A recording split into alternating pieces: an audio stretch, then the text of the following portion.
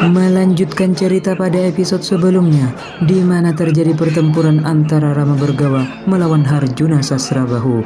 Dalam pertempuran kala itu, titisan Sang Wisnu yaitu Harjuna Sasrabahu harus meregang nyawa.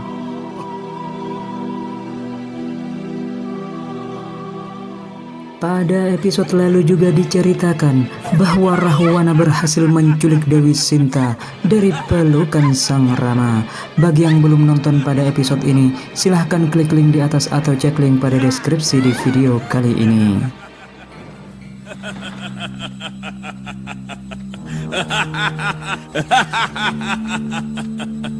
Akhirnya, wanita yang pernah kudambakan selama puluhan tahun bisa kudapatkan.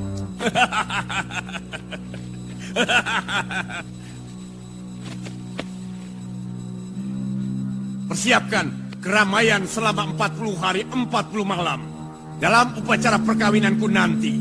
Wibisana. Baik, Kanda Maharaja, bisa Dinda lakukan. Tapi masalahnya, apakah Dewi itu bersedia menjadi istri Kanda? Ada urusan apa? Dia mau atau tidak mau? Perkawinan. Bila salah satunya tidak mau, itu bukan lagi dinamakan perkawinan, tapi pemerkosaan. Kamu jangan macam-macam, Wibisana. Bagaimana dia bersedia kawin denganku, sementara suaminya sangat tampan? Biarkan dulu dia istirahat dengan tenang di Alengka. Biar matanya silau oleh kekayaan Kanda Maharaja. Sesudah itu, Kanda mulai sering memberikan hadiah emas dan permata. Dengan begitu, hatinya pasti akan runtuh. Kemudian akan menerima cinta Kanda Maharaja dengan sukarela. Kamu benar, Wibisana. Pikiranmu memang cemerlang. Suruh Trijata kemari dan menemani Widowatiku kalau dia siuman nanti. Aku ingin istirahat. Baik, Kanda Maharaja. Sementara itu, kita diperlihatkan sosok kera putih yang tak lain itu adalah Anoman. Kini Anoman telah tumbuh dewasa dan dia berada di bawah pengawasan langsung sang kakek, yaitu Resi Gautama.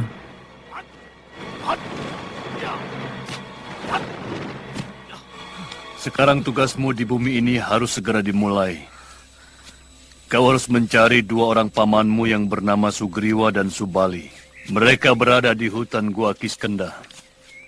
Kemudian nanti kamu akan bertemu dengan dua orang ksatria utama dari Ayodhya. Mengabdilah kepadanya, karena keduanya adalah kekasih Dewata. Berangkatlah. Baik, Yang.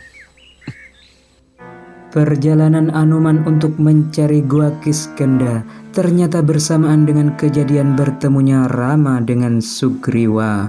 Hal ini telah dibahas di episode 2, di mana pada episode 2 itu menceritakan tentang pertarungan Rama melawan Subali karena membela Sugriwa yang dianggap tertindas. Bagi kalian yang bingung, silahkan klik link di atas untuk menyaksikan episode 2 atau cek link pada deskripsi di video kali ini.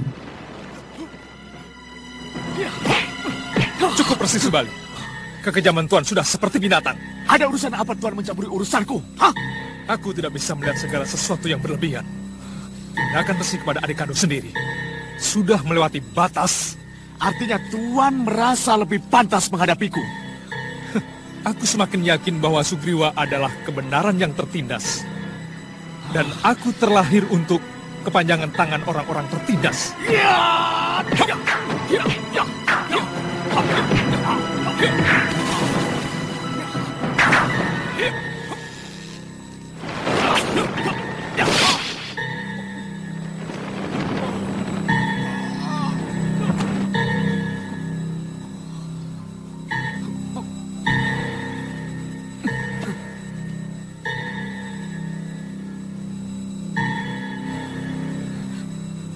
Ternyata Sugriwa tidak bohong.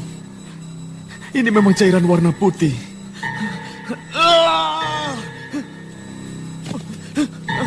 Sugriwa! Ternyata Sugriwa benar.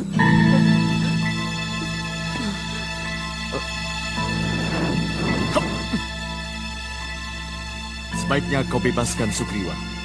Dia tidak dusta. Dia sangat patuh kepadamu, Subali. biarkan dia terusir. Mumpung kamu punya alasan untuk mengusir dia. Ucapanmu sudah benar, Subali. Dia khianat. Dia mau membunuhmu. Tapi nyatanya darah putih itu memang ada, bukan? Ya. Tapi apa kamu tidak malu? Hah? Sudah marah-marah begitu dan memukuli adikmu habis-habisan. Lalu mau baik-baik kembali? Hahaha. Di mana harga dirimu? Hah? Di mana harga dirimu, Subali? Aku cuma mengingatkanmu, Subali. Terserah kalau kamu berpihak kepada kebohongan jiwamu. Cuh!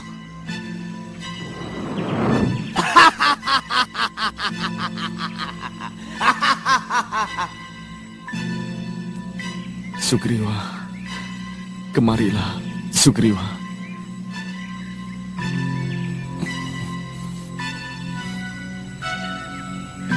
Maafkan aku, Sugriwa. Sebenarnya, ucapanmu dulu itu benar, Sugriwa. Maukah kamu maafkan aku, Griwa? Dari pertama saya berusaha untuk memaafkan Kanda. Sejak pertama Kanda mengusir saya pertama kali. Setelah mendapatkan maaf dari Sugriwa, akhirnya Subali dapat mati, meninggalkan Mayapada dengan tenang. Kemudian scene pun berganti. Terlihat Dewi Sinta sudah ditemani oleh Trijata. Dia adalah putri dari Wibisana, saudara kandung Rahwana.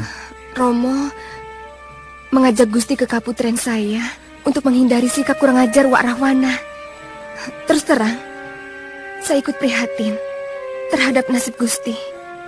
Seluruh keluarga Kedaton sangat tahu bagaimana sikap kasar Wak Rahwana terhadap wanita. Terkadang saya bertanya-tanya kepada Dewata, kenapa Romo dan saya dilahirkan sebagai manusia, sedangkan keluarga Romo yang lain adalah Denawa, yang masing-masing membawa watak yang sangat jauh berbeda. Itu sebabnya saya sangat bahagia sekali ketika diberi tugas untuk menemani Gusti. Trijata, maukah kau menjadi saudaraku? Gusti, hamba akan melindungi Gusti apapun yang terjadi.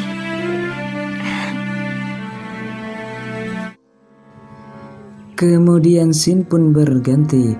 Ternyata Anoman sudah sampai di Gua Kiskendha. Sebagai orang yang tidak dikenal, tentu ia mendapatkan penolakan dari rakyat Gua Kiskendha.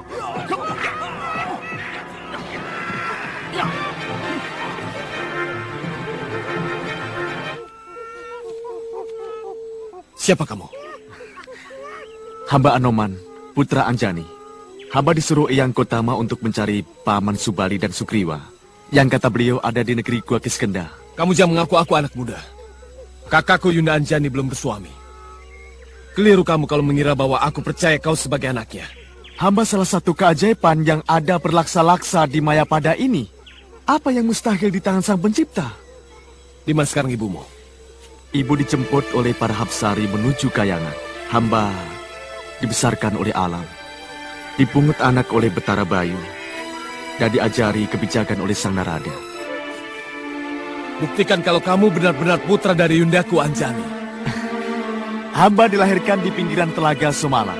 Eyang hamba seorang resi bernama Gotama, dan eyang putri hamba adalah Dewi Indradi. Ibu hamba mempunyai 2 orang adik yang bernama Paman Subali dan Sugriwa. Cukupkah penjelasan hamba? Kalau kamu benar-benar putra Dewi Yunda Anjani, sebutkan nama kecil saya dan Kanda Subali. Menurut ibu, nama kecil paman berdua adalah Guarsa dan Guarsi. Setelah berhasil meyakinkan Sugriwa, akhirnya Anoman bisa diterima di Gua Kiskendha. Kemudian Anoman pergi menemui Rama Wijaya untuk menyampaikan bakti kepadanya. Kalau diperkenankan, hamba bersedia mengabdi kepada Paduka. Saya terima sembah baktimu, Anoman.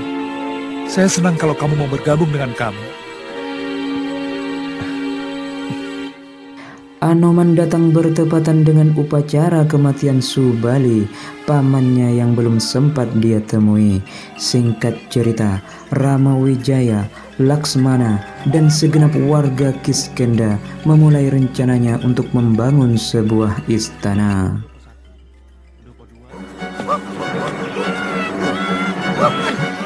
Tuan, lapor Tuan! Lapor Tuan, buaya-buaya itu menyerang lagi. 5 rakyat kita dimangsa Tuan. Anoman, mau kemana? Buaya-buaya itu harus dihajar. Aku ingin ketemu rajanya, Paman. Dia harus ditaklukkan supaya tidak mengganggu lagi.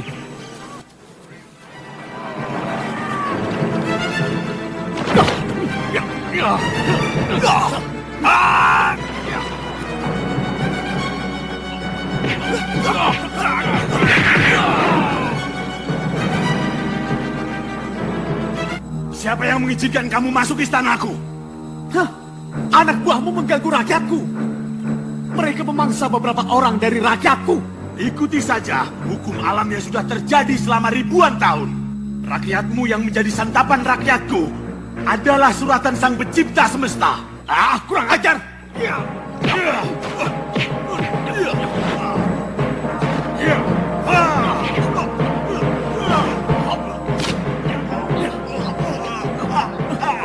Ampun, aku minta ampun. Kamu harus ikut aku menemui Gusti Rama Wijaya. Kamu bisa minta ampun kepada beliau. Mudah-mudahan dia mengampunimu. Ayo.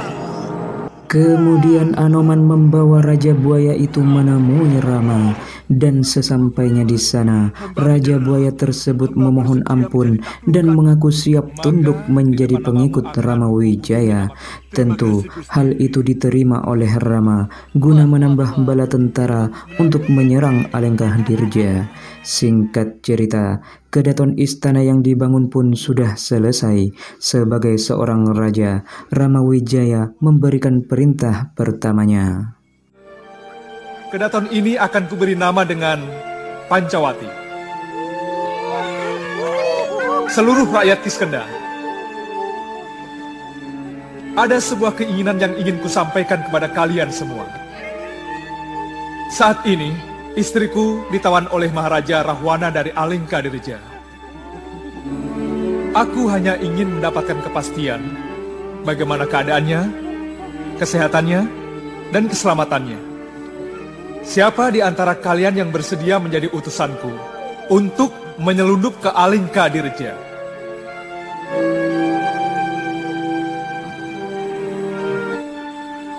Saya, Gusti. Ya, kamu ke depan.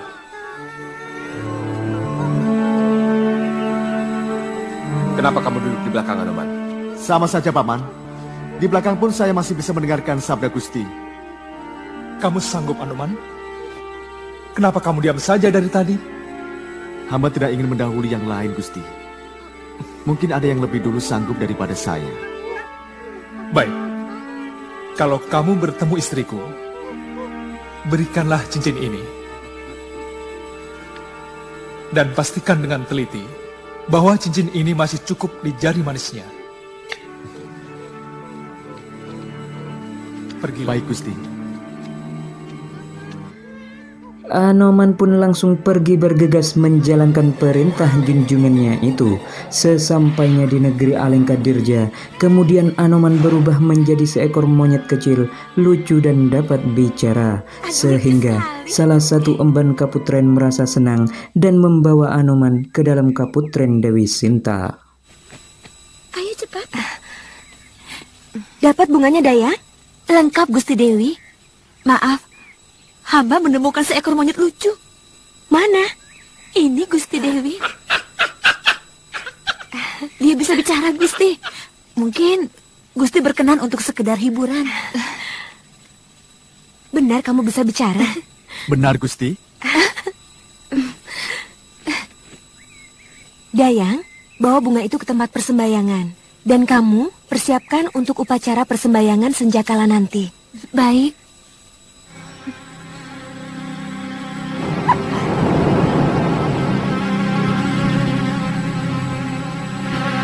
Ampun, Gusti. Maafkan cara hamba memasuki keputren ini. Hamba Anoman diutus Gusti Rama untuk menyampaikan ini, Gusti.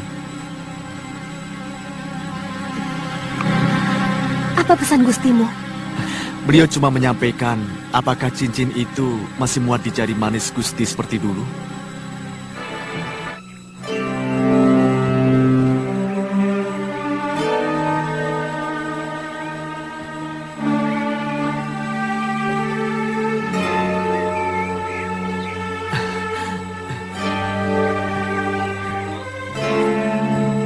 Lihat Anoman, cincin ini masih cukup seperti dulu. Katakan pada Gustimu kalau aku masih tetap suci. Dan kalau Rahwana berani menyentuh kulitku, aku akan bunuh diri. Iya. Kanda Anoman, sampaikan kepada Gusti Ramawijaya, saya Trijata, siap menjadi saksi atas kesucian Dewi Sinta. Semuanya akan hamba sampaikan, Gusti Sinta. Termasuk kesaksian Trijata. Di mana Kanda Rama berada? Gusti Rama telah mendirikan kerajaan monyet di seberang Laut Selong ini. Nama negerinya Pancawati. Kami sedang mempersiapkan pasukan untuk menyerbu kemari. Sebenarnya, hamba bisa membawa Gusti sekarang juga.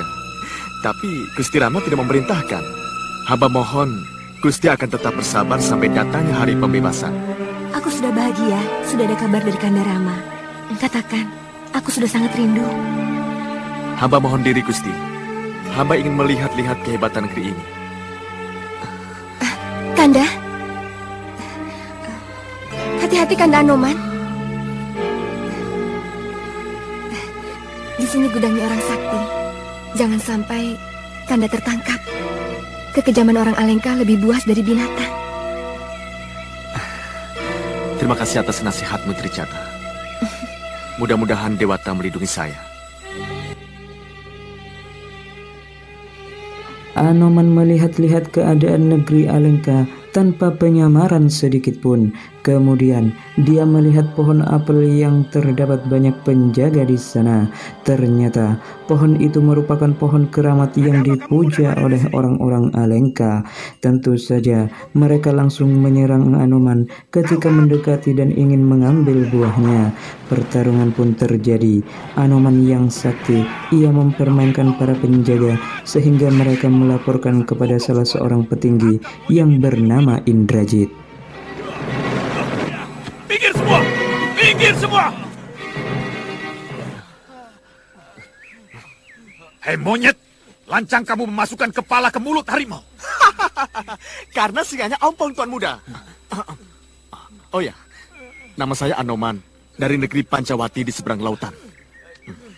Semua negeri seberang lautan adalah taklukan Romo Rahwana. Saya tidak pernah mendengar nama Pancawati. Sekarang dengarkan baik-baik. Negeri Pancawati akan menghancurkan Alengka Tirca. Kurang ajar!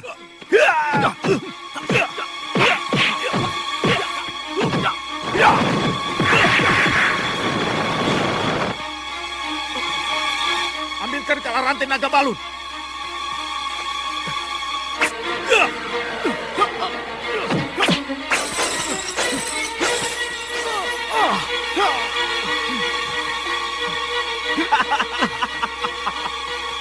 Hadapkan monyet busuk ini ke depan Romo Maharaja Rahwana. Ayo. Ayo jalan. Ayo. Anoman yang berhasil diringkus, ia pun dibawa dan langsung menghadap kepada Rahwana Raja. Ini tawanannya, Romo. Cium lantai penghadapanku, monyet busung. Siapa kamu? Berani memasuki negeriku? Namaku Rahwana, Maharaja Kaya Raya, mencuri istri orang.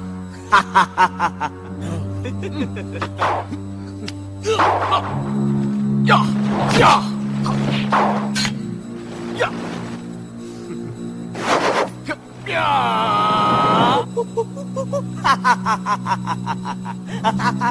Rupanya kamu ingin pamer ilmu di sini, monyet busuk. Kamu belum tahu Siapa Rahwana? Aku ingin tahu. Apa kulitmu cukup kebal terhadap api? Indrajit, siapkan kayu bakar di alun-alun. Panggang monyet busuk ini hidup-hidup. Baik, Romo. Atas perintah Rahwana, Anoman pun dibawa paksa ke alun-alun untuk dibakar hidup-hidup. Namun, keputusan tersebut ditentang oleh Wibisana, adik kandung Rahwana yang memiliki hati baik dan bijaksana. Kanda Maharaja, tidakkah akan lebih bijak kalau kita membebaskan Anoman dan pergi menemui suami Dewi Sinta untuk berdamai? Wibisana, apa telingaku tidak salah dengar? Apa maksudmu bicara seperti itu? Karena Kanda Maharaja berada di pihak yang salah. Dan Dewata tidak suka pada seseorang yang suka mengganggu istri orang lain. Mulutmu sangat menyakitkan telingaku, Wibisana. Seharusnya kau sebagai adikku selalu mendukung tindakanku.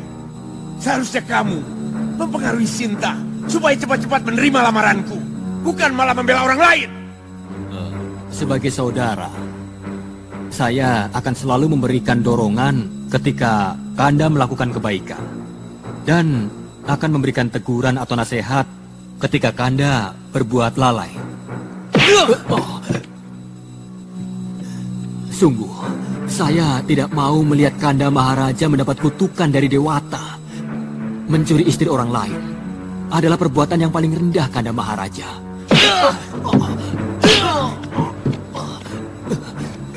Kanda, hentikan. Dia adikku sendiri, kasihan. Minggir kamu Sarpakenaka. Tidak boleh terjadi. Seekor singa punya adik seekor domba. Sudahlah, sudah. Biarkan Yunda Dewi. Mungkin dengan menghajar saya, Kanda Maharaja merasa puas. Saya rela. Saya ikhlas. Siapapun yang berani menentangku, dia adalah musuhku. Walaupun dia adik kandungku sendiri.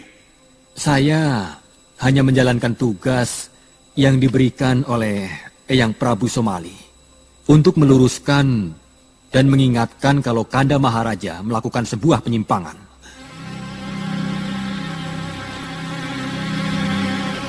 Kamu memang harus kubunuh di sana. Jangan kamu pikir aku tidak tega untuk membunuh adikku sendiri. Jangan, Nanda. Nanda Maharaja, jangan ikuti amarahmu. Dia adik kandungmu sendiri.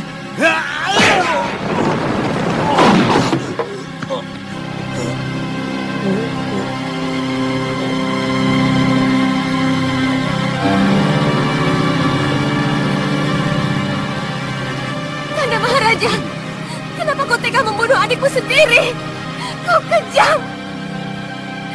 Kau kejam, Kanda. Di sana. Rahwana, ia terlihat sangat menyesal setelah membunuh adik kandungnya sendiri. Kemudian scene pun berganti. Terlihat Anoman yang sudah berada di alun-alun Alengkadirja. Ia dibakar dan dipertontonkan kepada seluruh rakyat Alengkadirja.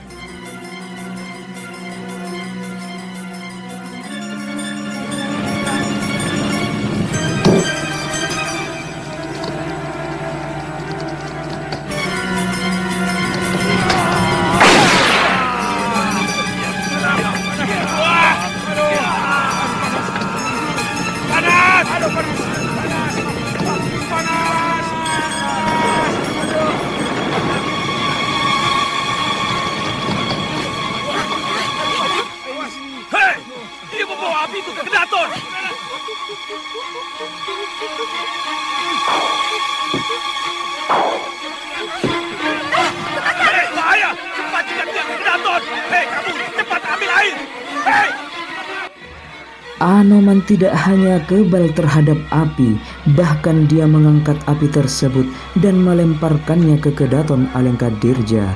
Sontak, hal ini membuat seisi rakyat Alengka panik, sehingga Rahwana pun harus turun tangan, dan dengan kesaktiannya Rahwana mampu menurunkan hujan untuk memadamkan api yang ada di istananya itu.